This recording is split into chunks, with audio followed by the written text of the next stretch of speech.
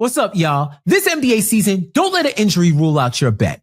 Other sportsbooks let injuries box you out, but FANATICS Sportsbook Fair Play protects all bets from first half injury. So if your player goes down with an injury, FANATICS keeps your bet out on the court. Make the switch and get more ways to win with FANATICS Sportsbook. Winning hits different here.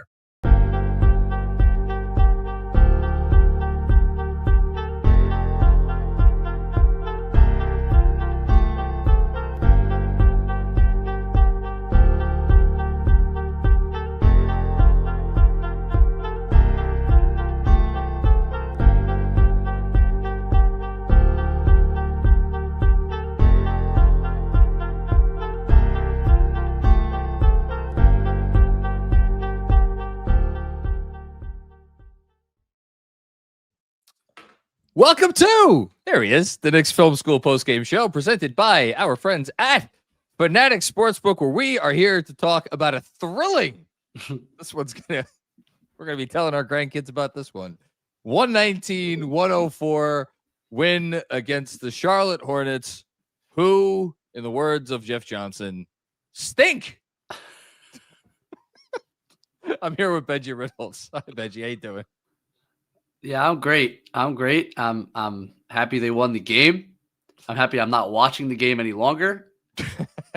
Yeah, let's break it down. All the fascinating elements of it. We're going to get deep into the X's and O's of this one. Boy, we're going to X and O our way right into, I don't know, nowhere good. Thankfully not into into a Hornets like space or wherever they talk about this team. How painful must it be to have to watch? I know there are some people that love watching LaMelo Ball play basketball and think that is like why people watch the sport. If I had to root for him night after night after night, I just don't think I'd be able to do it. That's me. Yeah, that fourth quarter was perhaps the most unserious stretch of basketball I've ever watched from a single player who suddenly became a Harlem Globetrotter for the last 5 minutes down 20. And I don't think I've ever really seen anything quite like it. So crazy talent, made a lot of those shots. That's cool. Maybe it's a matter of just putting it all together, but there is something fundamentally unsound about his approach. Yeah. Well, we'll leave that for Hornets podcast to deal with. Let's talk about the Knicks, because last night was, as is often the case, I think last night, as is often the case with any loss, since the team has kind of gone all in a year and a half ago, certainly dispiriting in some corners of the internet. You, as you often do, were a little bit more measured in your response. I feel like I kind of almost want to pick your brain about last night more than tonight, but we'll save that for X's and O's, because we're going to be doing X's and O's tomorrow. So I'll get to ask all kinds of questions then. Let's talk about this game, because I thought it was an interesting game from the perspective of they had one thing that was clearly working, and you were saying it all night. You must have said it 24 times. And that thing that was working was Karl-Anthony Towns. And I'll save my big picture conspiracy theory John comment for after you talk about the actual basketball, but give me your thoughts about Karl-Anthony Towns tonight. Yeah, they have no matchup for him whatsoever, and they don't have like the schematic discipline to guard him well. Like, it takes a body that can kind of deal with his physicality, and then B, you have to know how to guard him. And we saw talk about a contrast of two nights. Not that Cat didn't score against Boston, but everything was really hard. And It's because of their schematic discipline. It's because they know how to guard him, what you can give him and what you cannot give him. And the Hornets have none of that. They don't have the bodies and they don't have the schematic discipline. So to me, at times during the game, it was actually frustrating that they didn't he had to touch the ball every possession. Whether he was passing or scoring, it was basically an automatic bucket every time he touched the ball. Yeah. If there's a big kind of like a big picture takeaway I'd like to take from this game, it's I would like the Knicks offense to recognize when that's the case more often. And that really falls on Jalen Brunson more than anybody else, because there were moments in this game and stretches in this game where he was dribbling around a lot, when all it took was dumping the ball into Towns at the elbow or in the post, either or direct him to get there if he's not there. So I'd like to see a little bit more of that. But yeah, Cat was absolutely unstoppable. They had no answer for him, and I just want to see them feed him more consistently when the matchup dictates it, and that would be a nice adjustment for this team. Yeah, and I think we kind of I don't ever say we. I take for granted that there are a lot of matchups out there where Cat actually can make hay. Like, you don't go out and play the Magic and the Pistons and the Celtics every night. I understand that's who we judge ourselves against now that the Knicks are in the business of trying to win a championship, but like, every game matters. And I guess I'm curious to hear you, just like before we completely move on from Cat to go with other things, like how much does a night like tonight have relevance for you moving forward against some of those like bigger teams? Or is it just like, it's the Hornets, you got to do what you got to do against the Hornets? A little bit of both. The good teams are going to have just more discipline and know how to guard him better, but Cat scores against everybody. Cat isn't a player who you can totally shut down. You rarely see that. I mean, even against Boston last night, he did a good statistical game. Whether you liked how he played or not, he's a tough cover, man, no matter who you are. I think, look, elbow touches, I think they've been good all year. When they get him that ball at the elbow and they kind of then run into their split cuts and three guys kind of converge together at the elbow and then they spread in their different directions, I think that stuff's been good for them all year, and they don't do it enough. And then if the cuts are all covered, the worst case scenario is you end up in a DHO with Brunson or with McBride or whoever, and that's a good scenario to be in. So I think you can channel a lot of this stuff against even the best competition, but it's just about finding the right balance of your offense and like which sets to go to. And I do think they can lean more into Cat as a hub at the elbows, because I feel like it's been working a lot this year, and sometimes they just go away from it. Yeah, and I guess that's kind of where I was, because we saw him do it the whole night, and the whole night it was very effective. And then you see there are other games where it seems like they don't go to it at all, and it kind of reminded me, or it has reminded me at times of last season, where because of the matchups, like maybe the Brunson Cat pick and roll wasn't as effective as it was early in the year, but that doesn't mean, as you talked about ad nauseum, that doesn't mean you go away from it entirely. It means you adjust or whatever. So this to me kind of falls in the same vein, and it's just it's interesting. I'm happy you talked about Brunson, because now Brunson's coming off of probably his two worst consecutive games in terms of two shooting games as a Knick, and got off to a bit of a rough start in this one. I think he was 3 for 9. Well, he was 3 for 9, and then he hit that shot at the end of the first half. Big shot. It was a big shot. It was a big shot in the moment. It got him maybe going a little bit. He had a good second half. I am always just kind of wondering, and you've talked about this, is Brunson just, does he not have that extra playmaking? I don't know if it's a gear, if it's an instinct, what it is, but you watch him sometimes and you're like, man, tonight's the night to do more of that, and then you don't see it as much as you would like to. Yeah, I do think there's something to that, and it's just the way he's wired and how he plays, and he is who he is sort of because of it. And you don't. But I always believe that a player can kind of channel or reallocate some of his play, and it just takes the message being sent, however much it's being sent, and I do think they can still get there. I have faith in it. Like one thing I was thinking about as I'm watching this, and is there really are very few NBA stars now, offensive stars, who don't initiate offense. Offensive stars who don't initiate offense. Like, that has kind of become a rare thing. Like, are you talking about like Clay? Like prime Clay? Like, you can look back at post players in the 90s or in the 2000s. Oh, sure. Yeah. Most guys now who are the best offense players in the league have the ball in their hands all the time. I mean, even Embiid was initiating when he was Embiid certainly more than Cat. Giannis certainly is basically their point guard at times. All the big wings, even the bigs now. Wemby, you go down the line. A lot of these guys take up the ball.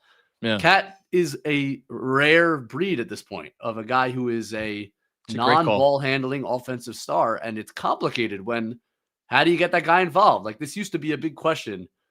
Teams of old, in terms of like, how often do you go to the post? If you have, how often do you run pick and roll? Like, when you usually had teams built around a post player and a point guard, it's not the way the league is anymore. Your best offensive player has the ball now almost all the time. And Cat, because he's not that guy, and because he's playing with someone who is that guy, it is a complicated push and pull that I think they are still figuring out. But look, it didn't matter tonight, and it's still working to a large extent. The offense has been excellent all year, but it's just something to monitor as we go forward. Like, how comfortable are they? Is Cat involved enough on a night-to-night basis? Just something to kind of look out for. I'll save the Giannis question for before I get you out of here. I do want to just briefly touch on the defense because it was something that again was a running theme tonight. What was the line? The hook pass to the corner. Hook pass to the weak side corner. I think the Hornets made it 11 times in the game. It is available if you want it. It is and this is funny. It's a funny thing because it was a problem under Tibbs and it has not changed. It's just if your philosophy is take away the paint and you're crashing down off the weak side and your ball pressure isn't that good, so that the is that the problem? Is the combination of the ball pressure with the crashing? And it's ball pressure in two ways, right? Like you could take it away from behind if you're the one navigating the screen, or you could take it away as the big if you're in good positioning, if you're up enough on the screen. That's not so because Cat is often not that way, and he's back and his arms are often down, and because frankly the Knicks don't have a lot of very good screen navigators, and they're crashing down off the weak side hard, it's just available. And I'll add one more factor is that a lot of the guys on the floor right now are small, which makes cross-court passing easier just because there's small guys out there. So all of that combined, but it's in the scout now, man. You take 2 dribbles to your right off a pick and roll. You don't even have to look. You can just freaking sling that thing to the weak side corner and it's there. And it's a big problem because they're giving up too many threes and teams are shooting well against them. And until they fix that, there's a really kind of a low ceiling on how good this defense can get. They're giving up too many of those valuable shots. Could we add the caveat without OG Anunoby? For sure. Okay. He helps in all ways defensively. Yes. I always like to throw that in there. I guess we got some encouraging news before the game about OG. He's taking contact. I think that's what it was. I would not bet my mortgage on him playing in this NBA Cup next week. I hope I'm wrong. I really do. It would be cool if he played and they did something in the Cup, but whatever. Yeah, I don't know what else. I mean, what else is there you want to touch on from the basketball? I mean, the bench got better as the game went on, but they scored 12 points one night after they scored 10 points. Yeah, look, Clarkson can't make a corner three. It's a big problem. He's got to make corner threes, and he's almost passing them up now into those meandering drives that can be successful, but it's not really good offense. No. They need him to make shots. He was 3 for 9 tonight. Yabu gets benched in the second half. That's a story. I mean, that matters, especially when you're down Mitch. So you're down a center. You're down your biggest wing. Huckporty gave them good active minutes in the second half, even though he fouled out. I thought that was you can foul out all you want when you're a backup big. That's fine. You got to give me the positive parts of the activity, and he did. He blocked a bunch of shots. So he was, I thought, a positive in the second half. Kolek was okay most of the night. Still got to make more shots, but he was okay. He had moments. But the bench is not good right now. It just, especially you're down Shamet and you're down OG and you're down Mitch. The back end right now is not very good, and Yabu is becoming like a concerning story. I still maintain there's been some progress this season over the course of it, but it started in a very bad place. So even slow progress, I feel like the coach is kind of losing patience, and that is not a good thing for a signing that was supposed to be a very important one for this team. Yeah, and again, just like OG is going to help the defense a lot, like OG makes a lot of these depth problems not go away, but he certainly minimizes them if you get another, like your most. Yes, but it's an 82-game season. Someone else is going to go down. Yeah, that's you need back-end bench guys to be able to step in and do their jobs, and I don't know if the Knicks have that, and that's a problem. Well, I don't know what else there was to say about this game. So I'm just gonna look. It was a game where the Knicks, you could kind of sense it. Second night of back-to-back against a terrible team. Yes. They knew how much energy they had to expend to maintain a 10-point lead. And they expended exactly that amount of energy. Exactly that amount of energy. That's right. Like, and they focused for just the right amount of time. It was, look, the Hornets are really a mess, and it was not a hard game to win if you just put in, let's say, 30 out of 48 really focused minutes, and they did. I completely agree with you, but what I don't want to hear is people saying that, and look, I get it if people are going to say this, and I understand why. That this win doesn't matter, or just wins of this nature don't matter. Again, look around the league any given night. Literally any night, you look up at the scoreboard and, oh, look, Cleveland losing at home to Portland. Much like the Knicks, Cleveland is down bodies. Well, guess what? Didn't Charlotte just beat Orlando in overtime or something? Maybe not Orlando. They just beat somebody in overtime like a few games ago. They did beat someone. I forget who. The Clippers, who stink, came into Atlanta and beat them tonight. Orlando lost to the Spurs without Wemby and Castle, but the Spurs have been playing really well. Like, again, it's just the point is that every night win the game. You got to win the game. You got to win the game. And look, the Knicks are 14-7, and if they keep on that pace all year, they'll be in a very good shot by the end of the season. I will say they have played 21 games. 12 of the 21 games have been at home. So they have played a lot of games at home. And that will come around at some point, which will be tough, but hopefully they're healthier by then. Sorry, they beat Toronto in overtime, and before that they beat the Bulls. They won 2 in a row just a bit ago. So you get there's NBA talent on the roster. They get going, they get confidence. You never know. So it's important. Look, I said this after the first Charlotte game. It is important in the NBA, especially in the regular season, to have a high floor. The playoffs is about having a high ceiling, but a lot of the regular season is just about having a high enough floor where you can rattle off wins.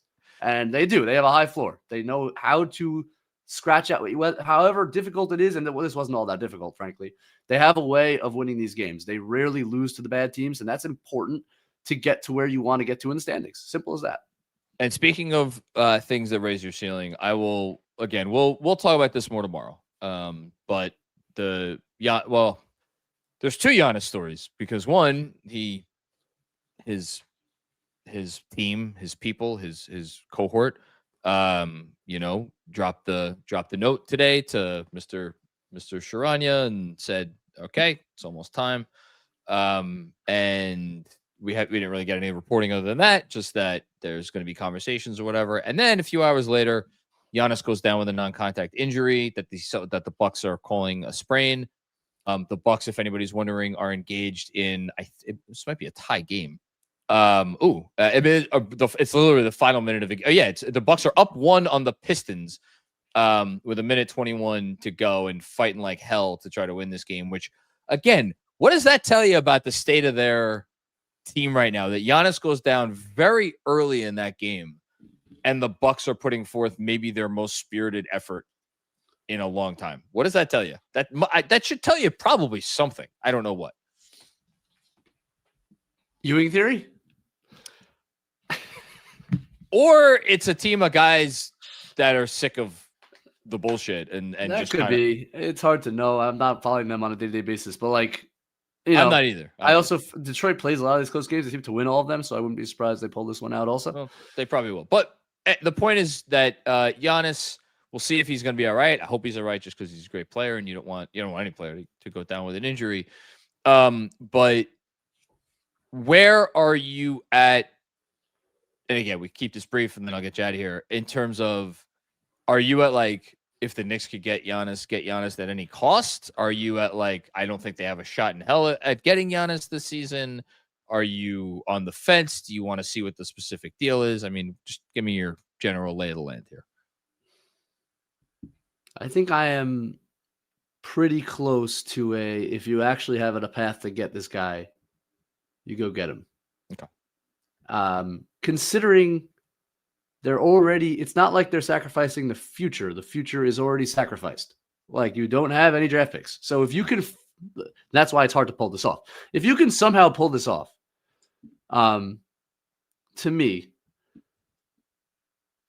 Giannis puts you on a different stratosphere as your best player than Jalen Brunson, who I love, who is awesome, who is a franchise savior no matter what happens for the next 5-6 years.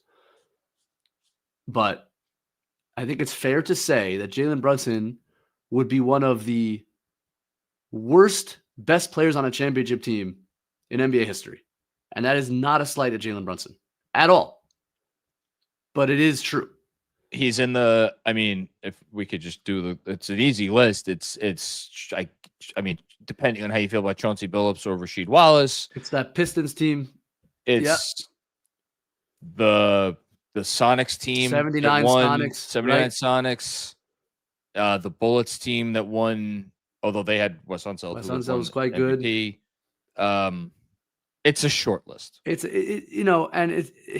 seen, and Brunson comes with complications. He is not a perfect player, and Giannis has done it already. He's still great. So to me, it's like you can get one of those guys. Again, it's not like the Knicks it's not a draft picks calculation. Now, there's a point at which you got the roster to the point where like you can't win anyway. But to me, if you can maintain a core of one of the two of Bridges and OG. So that's really what it comes down to. Let's just say there was a world where you keep, let's just say Bridges for argument's sake. Yeah.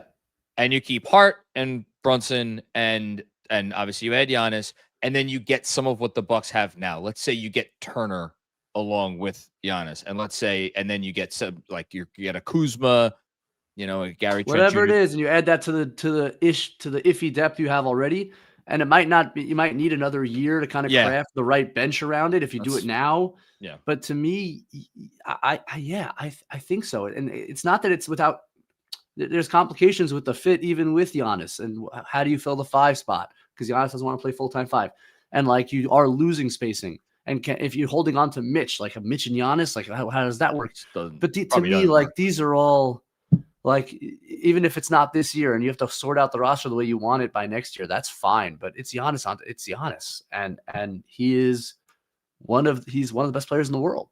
And it's hard for me, especially when there's not like 10 years of draft competition involved, to get too caught up with this roster as it is. So yeah, that's the camp I'm in. What about you? I'm with you. I think if you can get him, you get him. If you're Leon Rose and you genuinely believe that the team you have right now has I don't know what percentage chance you would have to assign to it. 10% chance to win a title, 15% chance to win a title. Maybe you stick with it. If you're Leon Rose, I don't know that you should have a number in your mind that's that high. I'll be called a hater for that. I'll be called pessimistic. I'll be whatever names you want to call me. I've been called them all before. It's fine. I think you get the guy, and then because he is not whatever age LeBron was when he went to the Lakers, or what age Kevin Durant was when he went to the Houston Rockets, or even when Kevin Durant went to the Phoenix Suns, frankly, his 31st birthday is in a week. So that gives you a runway of another 3-4 years. Brunson's, what is he, 30? Around there. Yep, he's just about 30. Yeah. McCall's young, Hart, but you have a 3-year window. So, you try to nail another couple of transaction cycles. You have a bunch of second round picks, you try to just get some people in your system. You get maybe a ring chaser here or a ring chaser there. You fill in the gaps. It doesn't mean you have to win it this year. I just don't know how you credibly look at that guy and say, no, you know what? It's too much. We're good here. They just don't have. They're not. I was going to say the Thunder. Obviously, they're not the Thunder. They're. I don't even know what the comp would be. Okay, I'll give you the comp. They're not like the Celtics of a couple of years ago, where we remember those like Jaylen Brown versus Kawhi discussions, and even those were Kawhi, Jaylen Brown for Durant. Yeah. Remember all those? And it's like, okay, but Jaylen Brown is exactly the player you want in the league today, where the league is headed. And Jaylen Brown's 24, and he was 23 or 24 at the time, and look, did it pay? We go back and forth about how well it paid off. Also, the Celtics team is not done yet. Jaylen Brown certainly doesn't think they're done. I can tell you that much. So I don't know. My point is, it's not that situation. It's a little bit different from that. No, and you're getting a little older, but not much older. You're not really changing your timeline. So it's, you're not changing your future because your draft picks are what they are, and you're not changing your timeline. So if anything, you're extending your timeline, because this cat, I don't want to go on a whole thing, and I promise I'll let you go for this. This cat extension, the cat situation. It's they're staring down the barrel of this thing, because he was eligible this past summer, and apparently they didn't talk at all. And I know Bondi just got a little interview with Cat, and Cat's like, "No, I want to be here. I'm fine with it. This whole thing, okay, great." wait, come talk to me this summer. When Leon's like, you know what, we're still going to wait a little while. How's that going to go? I want to hear that conversation. 100%. Yeah. Anyway. And then it becomes kind of like the Randall situation and the guy that he traded him for. Yes. And you know what? There might not be a cat for whatever trade. Randall. Let's trade it back to There you go. Benji, you're the best, man. I love watching these games with you. I always learn so many things, and I always get entertained along the way. Your disdain for what we watched in the fourth quarter really just gives me life. Let the TikTokers have him. That was the best line. I'll give Jeff the best line of the night with the Green Goblin line, but it was like a 1A and a 1B. Oh man, when Jeff said had he made that step back after 14 dribbles through his legs on Clarkson, you should have seen the next shot he was going to take. That was good stuff. It's good stuff. It's all great. You're great. I am going to talk to you tomorrow night for the weekly Looking forward to it, man. show. We'll break it down. Join us back tomorrow night, everybody. We're gonna have a good time. All right, peace out, Bench. Have a good night. Thank you, man. All right, and now it's just me. You're stuck with me. And then we're going to do best bets. All right, let's pop this up here. Let's pop this bad boy. There we are. Okay, so this is our... thank you, Kevin. This is our rebranded Betting and Sweating because, as you know, the Betting and Sweating is now just reserved for our nightly video picks, which we do one person at a time on video. Tonight was Sean's night, and I'm going to spare Sean the embarrassment of putting up his Betting and Sweating picks. Unfortunately, Sean only hit on 2 of his 5 Knicks bets, but that's okay because Sean had such a big lead over the rest of us. We needed him to have a light week, so I'm very happy about that. I believe we are about to, I think after maybe before Friday, start making these weekly video picks a little bit more interesting. Stay tuned for more on that. But for right now, I'm just going to go over our best bets.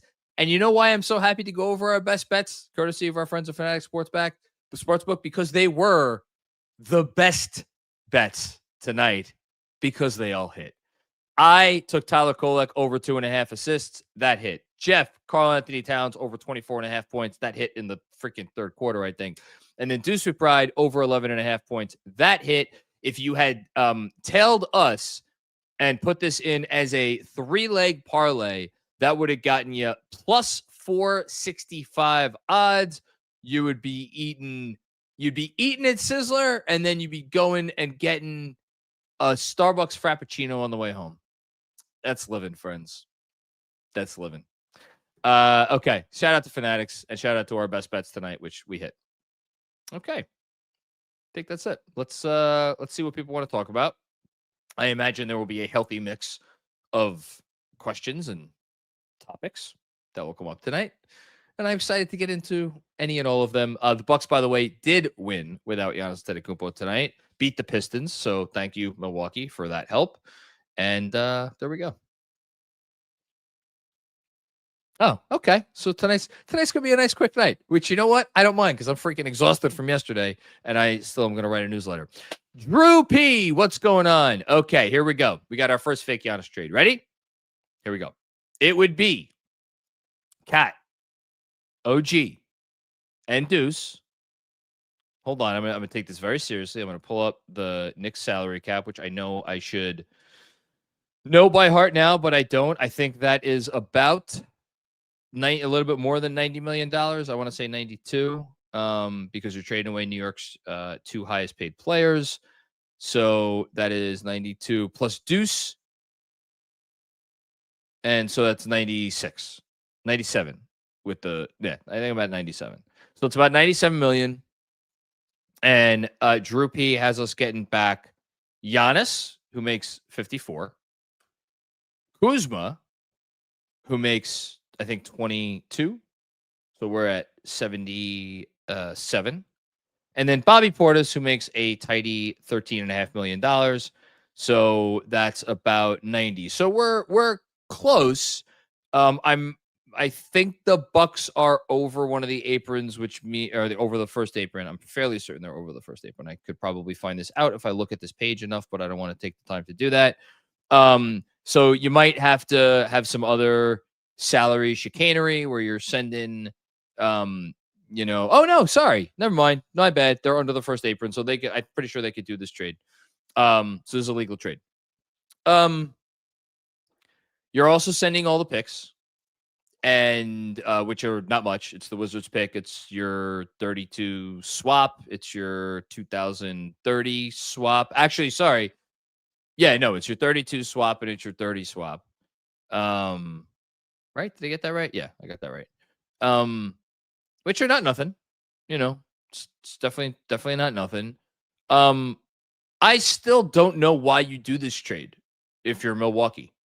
So now you're Milwaukee. Great. Okay. You have Deuce McBride, who is probably going to slot in as either your starting 2 guard or your 6 man next to Ryan Rollins.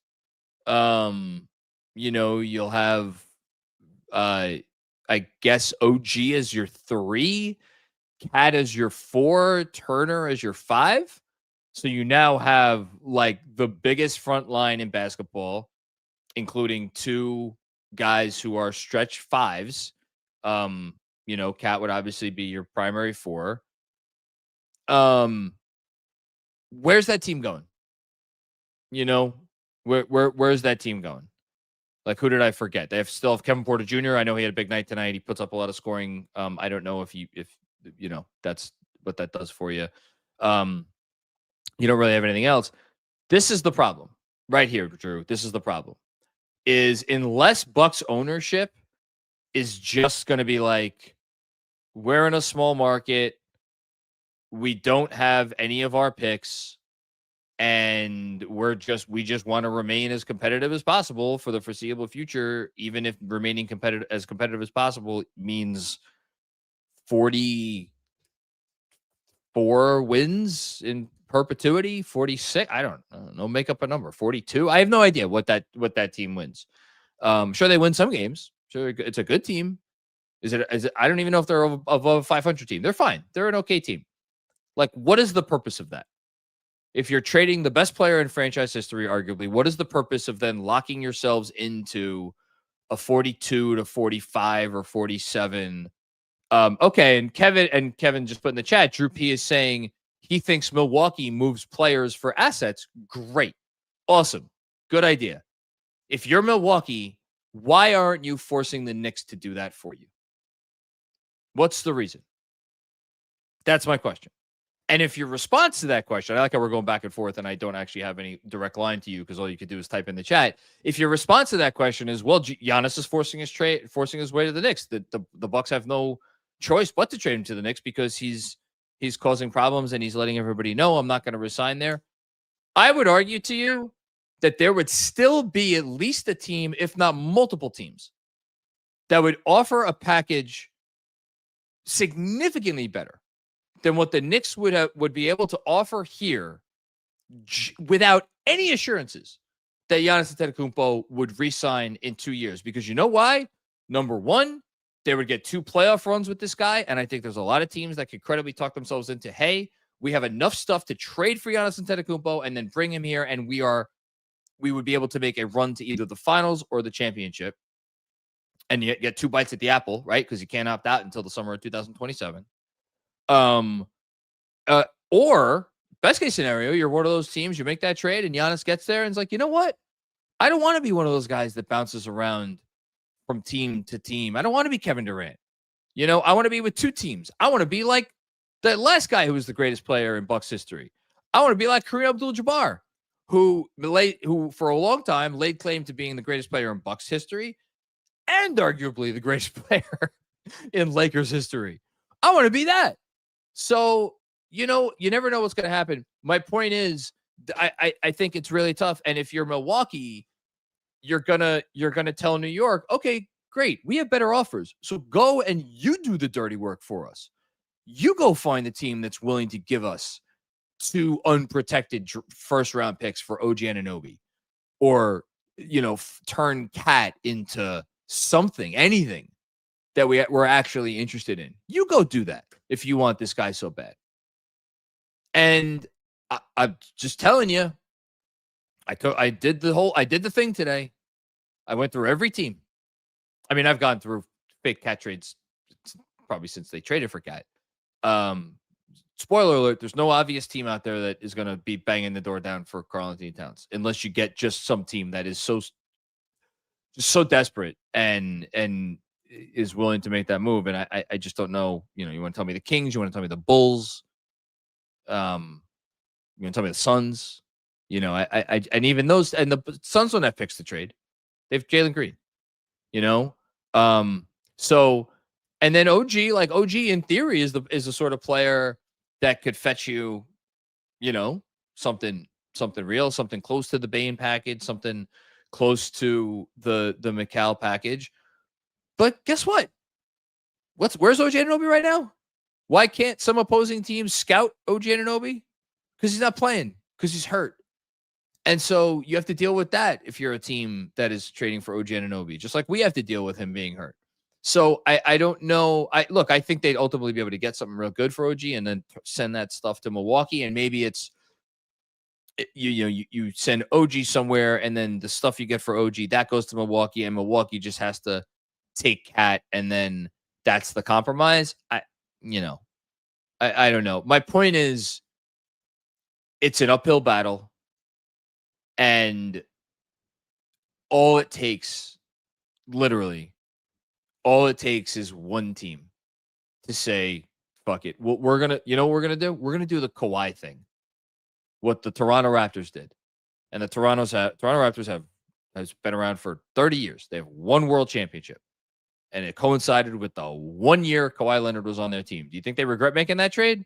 Now, the Raptors gave up DeMar DeRozan and the pick that became Jakob Poeltl, so it was not a big to do.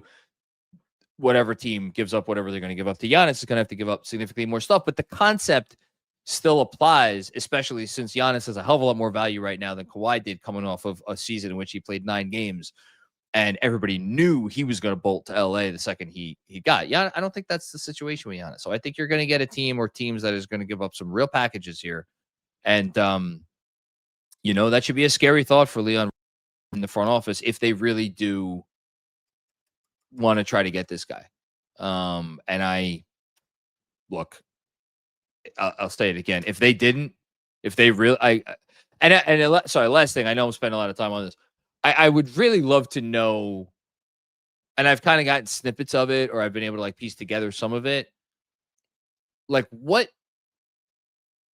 exactly was the conversation this summer? Because it was very clear that Giannis's people were trying to push him to the Knicks, and it seems clear to me that the Knicks did not take that. I know Ian Begley told me, he re-reported, he first said it to me on this podcast because I asked him about it directly. And then he said it again tonight on the Garden floor before the game. The Knicks made a real offer. Okay. It sure doesn't seem like they went full tilt in trying to get him. Because if they had gone full tilt in trying to get him, I feel like we would have known about that. So then the question is, well, did they not go full tilt because they never believed the Bucks would actually trade him over the summer? Which is what I kind of assumed at the time.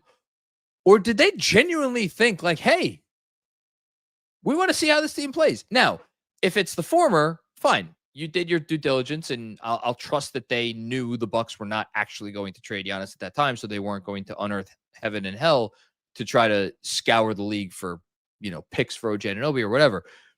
If it's the other one, where they're like, we want to see how this team looks. Right? Not like we don't need Giannis, but we want to see how this team looks. I wonder what their internal calculation was on this specific front. If we wait and we do not go full bore right now to try to get him now in July or whenever the hell it was, are we sure he's not going to try to ask out this, in this transaction cycle, before this deadline? And if he does, are we sure some other team is not going to jump up and beat us to the punch? And I would just, again, nobody knows how this stuff went. That's what I would be curious to know. What was their internal calculation there? And do they to this day, maybe they know something that we don't. I don't know. But that's where my curiosity lies. So, yeah, we'll see what happens. Thanks, Drew. Dan Hidalgo, what's going on, Dan? That game wasn't conventionally attractive. Oh my God, I love where this is going already. Speaking of which, if Kolek is growing Phoenix Steve Nash hair, we may have ourselves a backup point guard after all. Hey, listen, man. What did Steve Nash average his rookie year? I want to say it was like 5 points. May not even been 5 points. It was not a lot of points. I know that. Steve Nash. And don't forget, he was a rookie. Unless I'm really losing it at this point. He was a rookie in Phoenix, and then he was in Phoenix for 2 years, excuse me. He averaged 3.3 points before he went and played in Dallas for 1, 2, 3, 4, 5, 6 years. Yeah, he played 10 minutes a game as a rookie. He was the 14th pick on the draft, 15th pick on the draft. Yeah, I don't know. Kolek, whatever. The game was not conventionally attractive, but it was beautiful on the inside. That's all that really matters. Thanks, Dan. Paul McFarlane, what's going on, Paul? LaMelo makes Cat look like he has Larry Bird's basketball IQ in comparison. 14-7 is a good start to the season. Let's try to be 16-5 over the next 21. So we could take a little look-see-do at the Knicks' upcoming schedule. So Knicks right now at 14-7, they are tied with the Miami Heat, who I think the Heat were losing. Is that game over? Hold on. They lost tonight. Yeah, the Heat lost. So I wonder actually if that updated, if the standings updated to reflect that loss. I think it did. I'm not 100% sure. In any case, the Knicks, they're behind the Toronto Raptors, who are a half game up in the win column, tied in the loss column, and then the Pistons lost tonight to the aforementioned Bucks. So it's bunched up there at the top. The Magic lost tonight. Thank you to the San Antonio Spurs to drop them down to 9 losses, tied with the Boston Celtics. And then the Cleveland Cavaliers are tied with the Hawks at 10 losses a pop. Sixers also, by the way, have 9 losses. So there's like a bunch there's the Pistons, then there's a bunch with the Raptors, Heat, Knicks, and then there's Magic, Celtics, Cavs, Hawks, Sixers. And then the Bucks and the Bulls are fighting for 10th. The Knicks are in fine position. You know, I think it's safe to say at this point the Detroit Pistons are not going to go run away and hide with the conference, which is good. I don't expect anybody to run away and hide with the conference, including the Knicks, by the way. I don't think anybody's going to run away and hide with the conference. I could see the winner of the Eastern Conference winning 53 games, 54 games, 55 games, something like that. That would not surprise me. Can they go? Let's see. What would? So you want to be 16-5 over? I'm not going over the next 21 games. 16-5, I suppose, is a possibility. I would not think that they will. I mean, my goal would be just keep going 14-7, right? Because if you go 14-7 every 21 games, obviously that's 2 more games than is on your schedule. But that would be what, 51 wins? Yeah, that would be 51 wins. To me, if this Knicks team could win 51, 52, 53 games, anywhere in that vicinity, I think that's fine. You know, like 54 and 20. If they went 54 and 28, like that would be. Actually, sorry, I lowballed them. That would not be 52 wins. That would be like 54 or 55 wins. Yeah, it'd be 55. If they win 55, that'd be great. I think they're going to win the East if they win 55. So keep going on this win 2 out of every 3 games. Take care of business against the Jazz, get some payback against the Magic. You owe them, and then go win a fucking cup quarterfinal game for once. How about that? How about that? Shout out to Ariel Hukporty, got defensive player of the game. Good for him. It is very clear that they are just trying to spread this award around. I'm still waiting for the day when Brunson gets it. I feel like we might be waiting a while. Thanks, Paul. Let's do another one, and then we could do stat of the game. Jamal Delagal. I hope I got that right. What's up, Jamal? Didn't expect Yabu to be a downgrade from Precious. Nobody did. He's been such a disappointment. And tonight was when he and we said it at I think it was midway through the fourth or the top of the fourth. I saw it in the box score just as Benjy noticed it, like with who was in the game, and we both said it at the same time. Like, shit, Yabo hasn't gotten back in the game in the second half. Like, man, that's your if you can't get on the fucking court against the Hornets on the second night of a back-to-back when Mitchell Robinson is not playing, that I'm sorry, your coach is sending you a message. He is. I don't know what you're supposed to do with that message, but it's just, if he was the guy that they thought they were getting in theory, he would be helping this team so much right now. And he's not that guy at all. And it's just really disappointing. So I don't know. I hope he starts playing better. All right, Kev, let's pop up the stat of the night. We've had a couple bangers here with the stat of the night from my guy Jonah. This stat is 1. What a stat. I love this stat. 1 block by Tyler Kolek. And I'm just going to read what Jonah wrote. This was Tyler Kolek's first block of the season and only the 5th of his career. Tonight, it came alongside 3 rebounds and 5 assists, both ties for season high, by the way, making this arguably, got to have the arguably in there, Tyler Kolek's most well-rounded game of the season. He also hit 2 threes. He came into the game. I did not realize it was this low. He was shooting only 6 of 24 from 3 on the season. So this was a nice little bump for him. Look, they need Tyler Kolek. I've said it multiple times. I'll say it again. The fact that I woke up this morning to news that the Los Angeles Clippers were telling Chris Paul to take his lunchbox and go home. And my first thought was, oh, maybe the Knicks could get 48-year-old Chris Paul to be their backup point guard. I should be ashamed of myself. But frankly, so should Tyler Kolek, because he has been fine. It's been fine. We need him to be more than fine, because he was drafted as an older rookie with the thought that he was going to kind of play and contribute right away. That didn't happen. Blame Tibbs. You could even blame Tibbs for the fact that he's a little bit behind now. But we're here at this point now. We are a quarter of the way into the season. They clearly need bodies. Again, the bench scored 12 points tonight. They had nobody reliable to come off the bench. I would say Kolek was probably the best bench player on the game.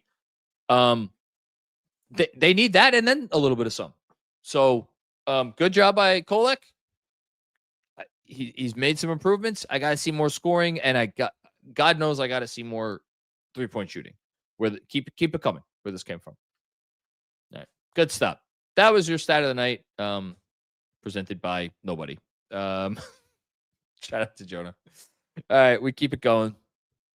Adam, what's going on, Adam? Want to see this cat against a better team? Well, I mean, that was the thing I was most interested to get into with Benjy, because better teams are not going to, it's like this analogy is, I mean, even for my shitty analogies, this is a pretty shitty analogy, but I'm going to make it anyway.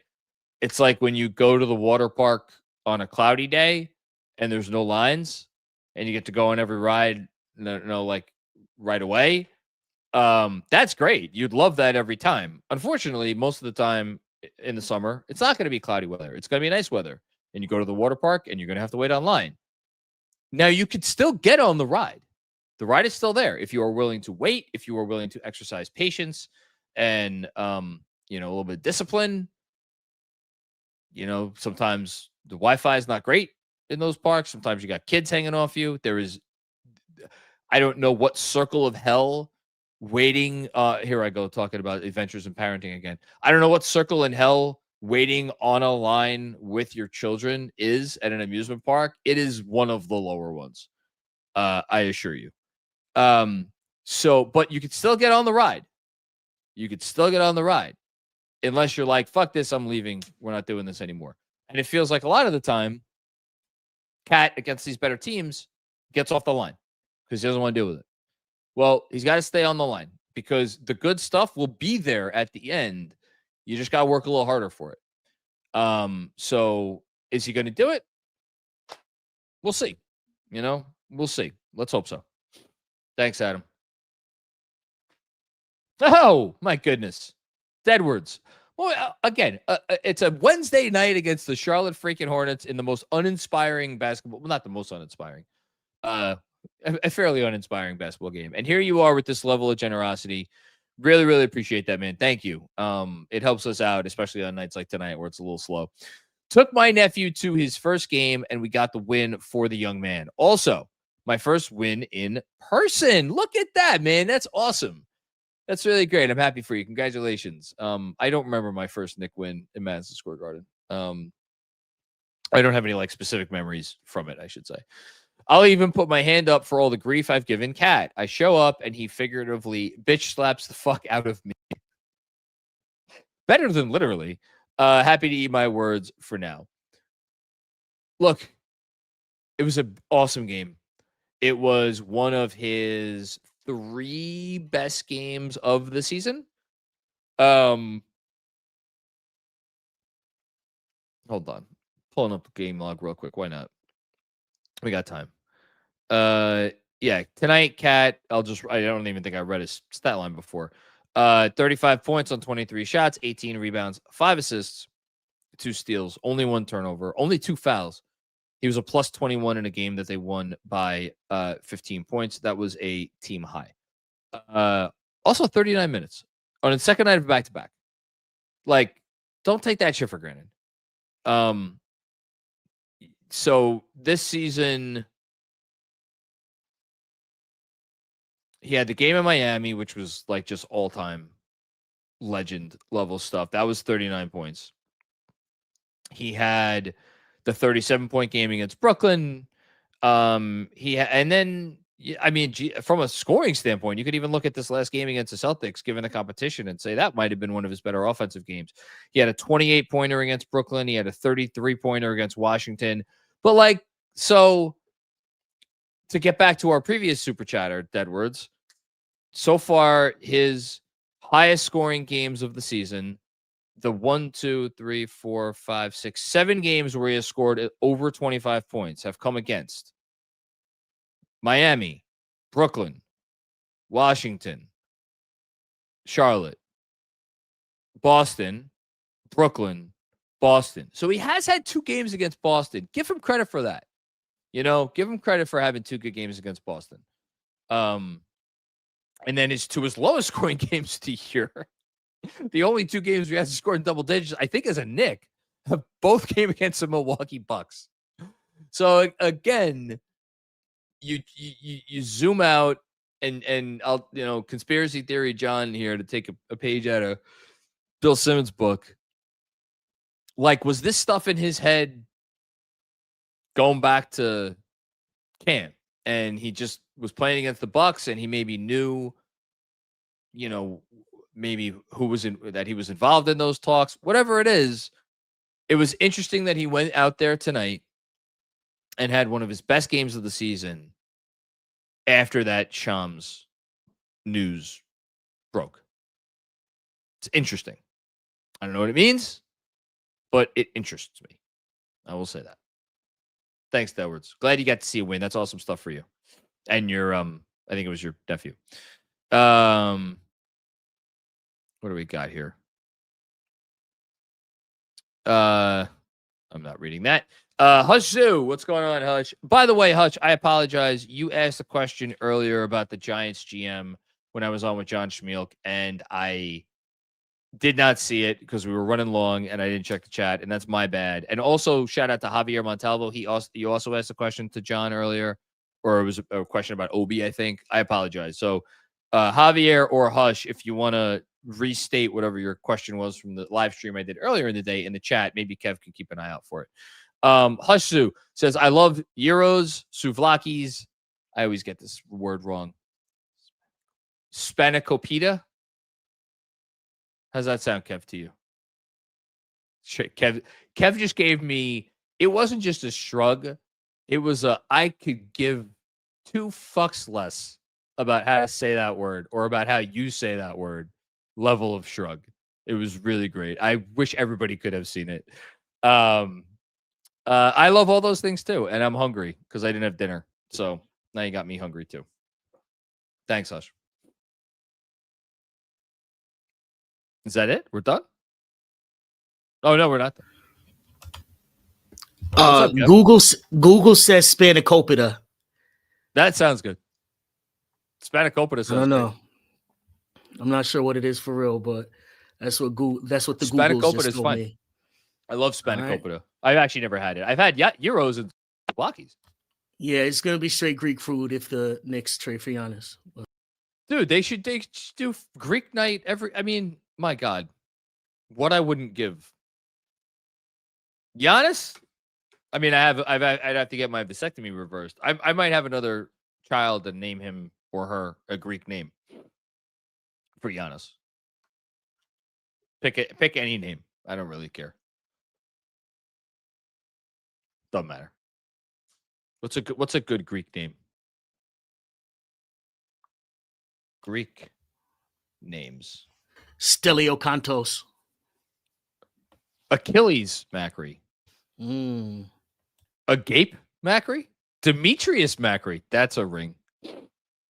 What about some of the girls' names? Agatha? I did not know that was a Greek name.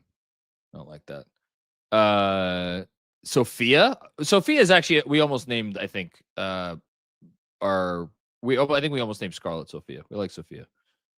Yeah, whatever. I would be fine with any of these names. I don't care. Dan Swerskis. What's going on, Dan? Love you, John. Oh, thank you. I love you too, Dan. Shout out to the newsletter. I can't see every game and I don't miss a beat thanks to you. Well, the check's in the mail, Dan. Thank you for that. Really do appreciate. Shout out to all of my people in the stack, the Knicks Film School newsletter on Substack. Honestly, I swear on my kids about this. Like, I knew today with the Giannis thing because it was not related to the Knicks directly. You know, the Knicks, I don't even think the Knicks were mentioned in the report other than restating what was from the summertime.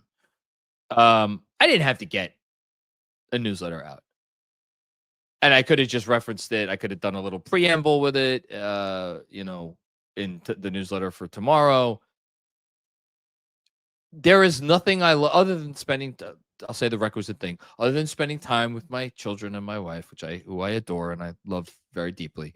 There is nothing I enjoy doing. There's nothing I get more satisfaction from doing. There is nothing that makes me feel like I am contributing to the conversation and the dialogue more. I mean, I love this shit's great, but like there's something that happens when especially in a moment like today, where the news broke and instantly my brain is going, the gears all automatically start to turn. I'm just like, I got to get this out.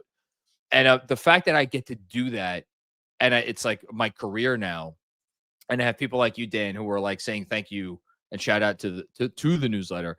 It is I am in the 99th percentile of people where you talking about like professional dreams coming true, because I would still write the newsletter for free. I did write the newsletter for free for a long time, and the fact that I get to help support my family with it now is it's a godsend. So thanks, man. That's really kind. PQ 5761. What's going on, man? Good game by Cat. Brunson didn't chuck tonight. It was a much better second half from Brunson. The one chuck he did put up was an excusable chuck. It was the chuck at the end of the first half, and it was an important chuck. And so that was great. I hope he found something, because this team obviously needs him. And last night was just so ugly. It was just so ugly, and it was so unfortunate. And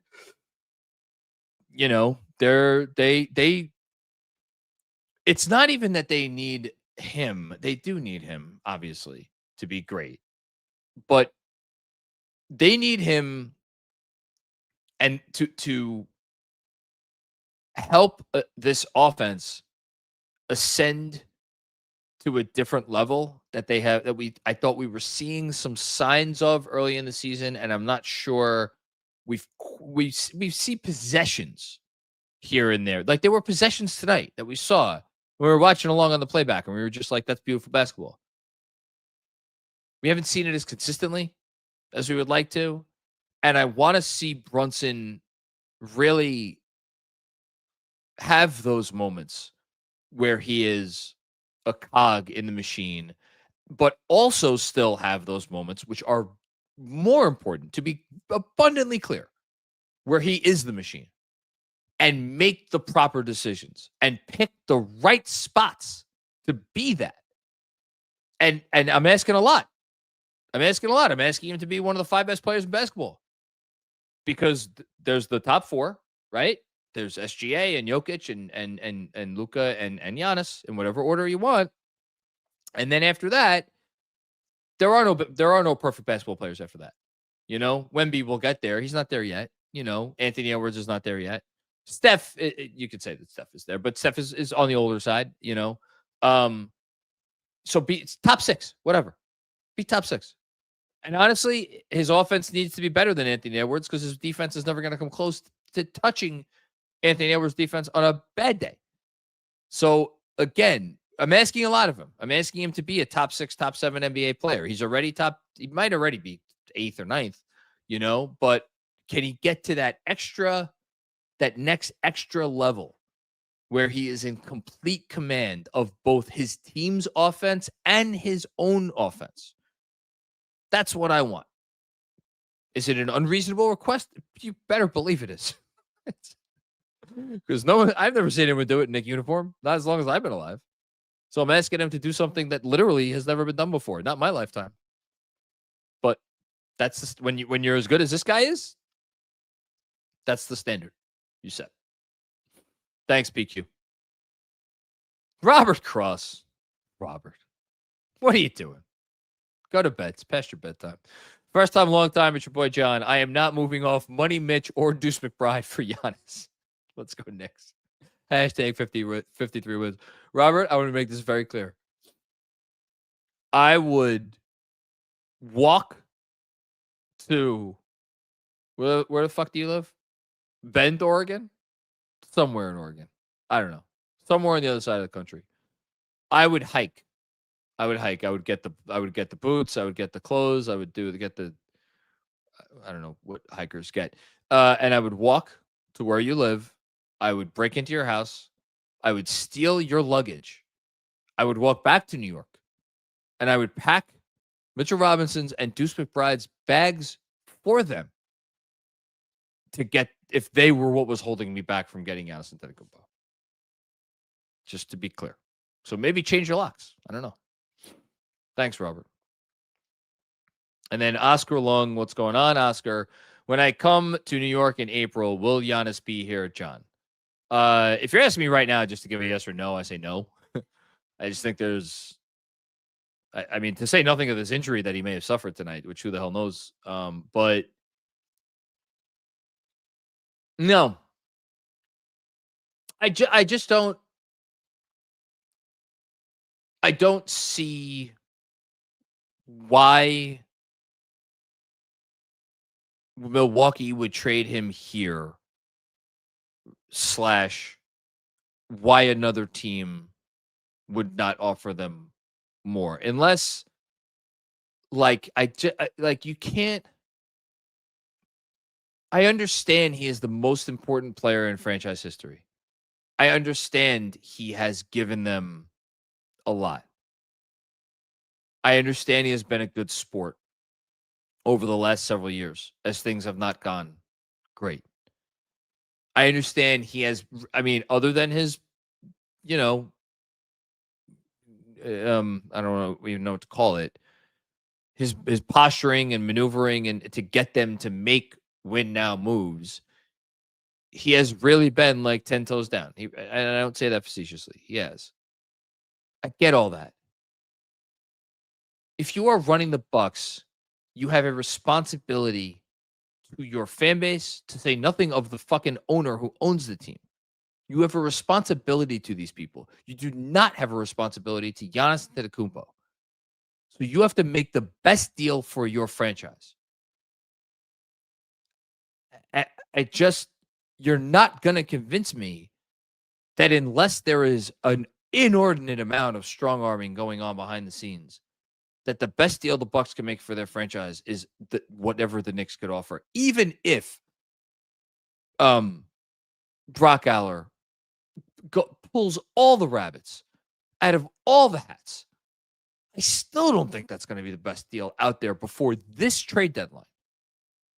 You want to tell me next summer or in the summer it's going to be the best deal? I could buy that. I can't buy that it's going to be the best deal now. Not when the Knicks don't have those extra picks to unlock, and not when teams out there that know that they could get at least 2 runs in the playoffs with this guy, as opposed to just 1. Look, I hope I'm wrong. I mean, I'm just being honest with you, Oscar. I hope he's here in April. That'd be fucking outstanding. But I don't think he is. So let's see what happens. All right. I think that's it. Everybody, for checking out another episode of the Knicks Film School Postgame Show. This is fun. Nice low key. What time is it? 11:11. All right. I may get to bed by midnight tonight. How about that? We will see everybody when we got after school tomorrow with Jeff and Sean.